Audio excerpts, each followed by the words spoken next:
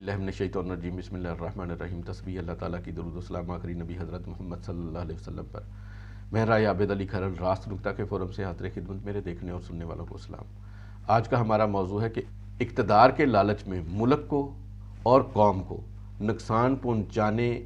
वालों को कौन कैफ़रे करदार तक पहुँचाएगा,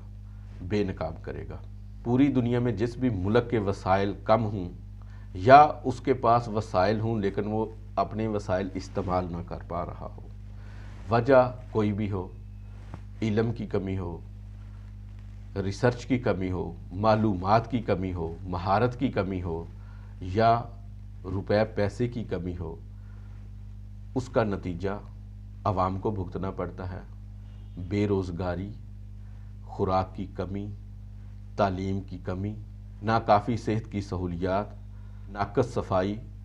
और नाइंसाफ़ी की सूरत में भुगतना पड़ता है। ऐसी नागुफ्ता बे हालत में अगर कोई दूसरा मुल्क ऐसे मुल्क की तरफ हाथ बढ़ाए ताकि उसकी आवाम को फ़ायदा पहुंचा सके और मुल्क को तरक्की की तरफ ले जा सके, तो ऐसे दोस्त मुल्क को पूरा एहतराम दिया जाना चाहिए। बल्कि अगर वो कोई सख्त बात भी करे तो उसकी बात को बर्दाश्त करना चाहिए, क्योंकि वो मुल्क आपकी आवाम को गुर्बत, तंग दस्ती और दीगर मसाइब के गर्दाब से निकालने में मदद दे रहा होता है। लेकिन हमारे मुल्क के चलाने वालों को सलाम है कि अगर कोई मुल्क, चाहे वो सऊदी अरेबिया हो, तुर्की हो, मुत्तहिदा अरब अमारात हो, कतर हो, मलेशिया हो, चाइना हो, जो भी मुल्क के तरक्की के लिए, आवाम की खुशहाली के लिए तावन देने की कोशिश करता है, तो हमारे मुल्क के करता धरता खुद दिहाड़ी लगा के गायब हो जाते हैं। आवाम मुंह देखती रह जाती है, उनको पता भी नहीं होता कि उनके मुंह का निवाला कौन छीन के ले गया है, और वो जो नवाला छीन के ले जाता है उसी के ही नारे लगाती रहती है। और दूसरी तरफ जिस मुल्क ने मदद दी होती है वो भी हैरान होता है कि मैंने तो इतनी मदद दी है, चाहे जिस भी रकम की शक्ल में हो या किसी और सूरत में, तो इस मुल्क की हालत बदली है और ना ही इस मुल्क की आवाम की कोई हालत में फ़र्क पड़ा है। तो इस चीज़ के ज़िम्मेदार वो करता धरता है जो अपनी बोटी के लिए आवाम का, मुल्क का बकरा ज़िबा कर देते हैं। तो ऐसा ही एक हाथ बरतानवी हुकूमत ने मुल्क पाकिस्तान और पाकिस्तानी अवाम के लिए बढ़ाया जब उसने ये देखा कि पाकिस्तान से जितने भी लोग बरतानिया में आते हैं या यूरोपियन कंट्रीज़ में आते हैं तो वो लोग अनस्किल्ड होते हैं और उनको कोई छोटे लेवल के काम करने पड़ते हैं, और बाद में वहाँ पे रह के वो महारत हासिल करते हैं और मुख्तलिफ़ कामों में शिरकत करते हैं।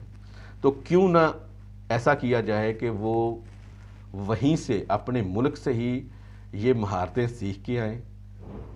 ताकि वो यहाँ पे आके उनकी इकॉनमी में अपना किरदार अदा कर सके। तो इसलिए बरतानिया ने डिफ़र्ड प्रोग्राम के तहत हुकूमत को फ़ंड फराहम किए और हुकूमत पंजाब ने कुछ ऐसे अदारे कायम किए जिनमें ऐसी महारतें, यानी कि लोगों को फैक्ट्रियों में काम करने के लिए, मशीनों को चलाने के लिए, होटलिंग वगैरह, रिपेयर और मेंटेनेंस के लिए, इलेक्ट्रिशियन के डिप्लोमे, इलेक्ट्रिकल के डिप्लोमे, प्लम्बिंग और कंप्यूटर सिखाने के डिप्लोमे, टेलरिंग के लिए जो जदीद तरबियत दी जा सकती है उसके मुख्तलिफ प्रोग्राम शुरू किए। ना सिर्फ ऐसे प्रोग्राम शुरू किए ताकि ऐसे लोग अगर पाकिस्तान से बाहर जाएं तो जाके उनकी इकॉनमी के ऊपर बोझ ना बने, सीख के जाएं, ना सिर्फ उनकी इकॉनमी को बढ़ाएं बल्कि वहीं से फ़ॉरेन रिज़र्व कमा के, गैर मुल्की ज़र मुबादला कमा के पाकिस्तान में वापस भेजें। तो ऐसे लोग जो वहाँ ऐसे अदारों में ट्रेनिंग करते थे उनको ना सिर्फ बेहतरीन ट्रेनिंग दी जाती थी बल्कि उनको 10,000 रुपये तक का वजीफ़ा भी दिया जाता था ताकि उनकी माली ज़रूरियात भी पूरी हो सके। تو جب یہ سلسلہ چل رہا تھا تو ایک ایسی جماعت جو کہ اقتدار میں آنا چاہتی تھی اور سیاسی ایشو بنانا چاہتی تھی مختلف معاملات کو،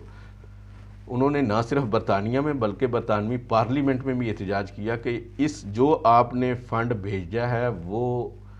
اس وقت صوبہ پنجاب کے جو وزیر اعلیٰ ہیں وہ اپنے زیر استعمال کر رہے ہیں اور رقم کو خرد برد کر رہے ہیں، لہٰذا یہ فنڈ روک دیا جائے۔ جب یہ احتجاج اور تمام معاملات برطانوی پارلیمنٹ میں گئے تو پارلیمنٹ نے ان کو روک دیا کہ یہ اب فنڈ جاری نہیں ہوگا۔ انہوں نے ایک آڈیٹر مقرر کیا جس نے آڈٹ کیا، لیکن اس نے آڈیٹر نے رپورٹ برطانوی پارلیمنٹ میں جمع کرائی کہ سب ٹھیک ہے اور جو فنڈ آپ جاری کرتے ہیں وہ متعلقہ لوگوں کے لیے، جن کے لیے جاری کرتے ہیں ان کے اوپر ہی صرف ہو رہا ہے، کوئی خرد برد نہیں ہو رہی۔ لیکن اس کے باوجود برطانوی حکومت نے کہا کہ ہم ایک تو فنڈ دیں اور دوسرا اپنے ملک میں احتجاج بھی کروائیں تو ہم یہ فنڈ بند کر دیتے ہیں۔ بعد ازاں جب وہ جماعت اقتدار میں آئی تو اقتدار میں آنے کے بعد انہوں نے ڈیلی میل کے ایک رپورٹر کو ہائر کیا اور پھر احتساب کے کرتا دھرتا شہزاد اکبر نے مختلف قصے کہانیاں سنائیں اور اخبارات میں رپورٹیں چھپی۔ تو جب رپورٹیں چھپی تو برطانوی حکومت نے جو عارضی طور پر فنڈ بند کیا تھا اس کو پرماننٹلی بند کر دیا، جو کہ اب پتہ چلا ہے کہ کچھ عرصہ پہلے کہ ڈیلی میل نے اس بات کے اوپر معافی مانگ لی ہے، اس کے خلاف جو مقدمہ دائر کیا گیا تھا وہ بھی کوئی واپس ہو گیا یا واپس ہونے کے قریب ہے۔ لیکن اور اس پارٹی کو اقتدار بھی مل گیا۔ اقتدار ملنے کے بعد وہ برطانوی حکومت کے پاس دوبارہ گئے کہ یہ فنڈ جاری کر دیں، تو انہوں نے کہا کہ ہم اب آپ کو یہ فنڈ جاری نہیں کریں گے۔ صرف برطانیہ نے ہی نہیں یہ فنڈ روکا بلکہ جو دیگر ممالک ایسے مختلف مدات میں فنڈ دے رہے تھے انہوں نے بھی روک لیا کہ آپ لوگ تو فنڈ کو خرد برد کر دیتے ہیں، عوام تک پہنچنے ہی نہیں دیتے۔ تو جو فنڈ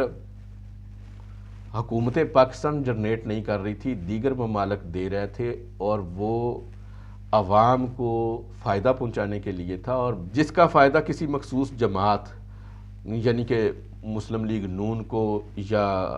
پیپلز پارٹی کو یا تحریک انصاف کو یا جماعت اسلامی کو یا دیگر علاقائی جو جماعتیں ہیں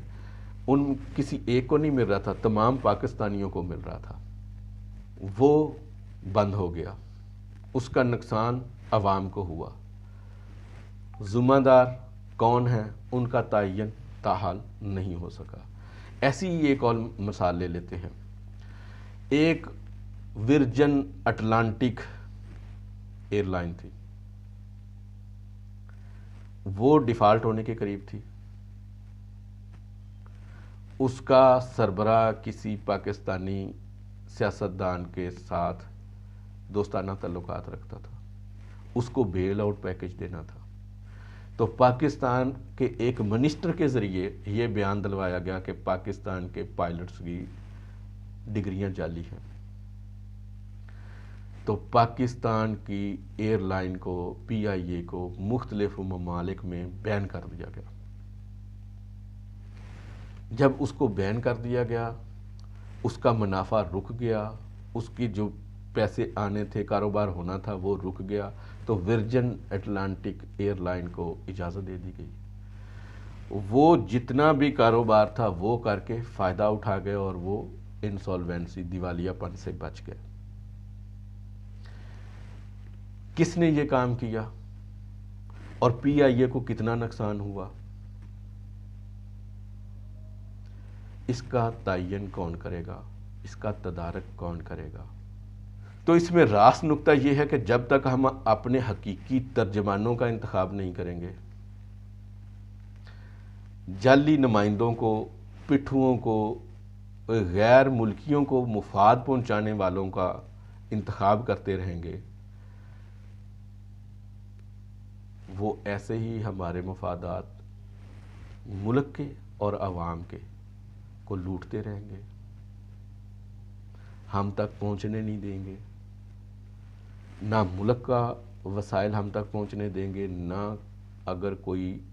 دیگر ملک ہم تک اپنے وسائل پہنچانا چاہے، ہمیں اس غربت کی زندگی سے نکالنا چاہے، تو ہم اس کو غدار، عالم اسلام کا غدار، ملک کے خلاف کام کرنے والا اس کو کہیں گے، ایسٹ انڈیا کمپنی کا درجہ دیں گے۔ یہاں پہ یہ دیکھنا ہے کہ چائنا جب پاکستان میں ایک اینٹ لگاتا ہے تو وہ ایسٹ انڈیا کمپنی کی طرح کا ہو جاتا ہے، وہی چائنا جب ایران میں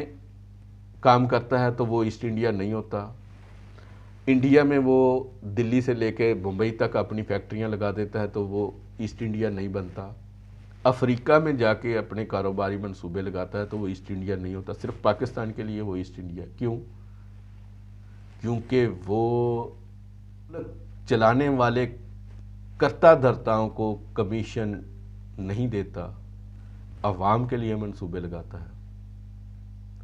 تو وہ ایسٹ انڈیا کمپنی ہو جاتا ہے۔ وہی جب ان کے مفاد میں کام کرے، ایسٹ انڈیا کی کیٹیگری سے نکل جاتا ہے۔ امید ہے آپ ویڈیو کو لائک اور چینل کو سبسکرائب کریں۔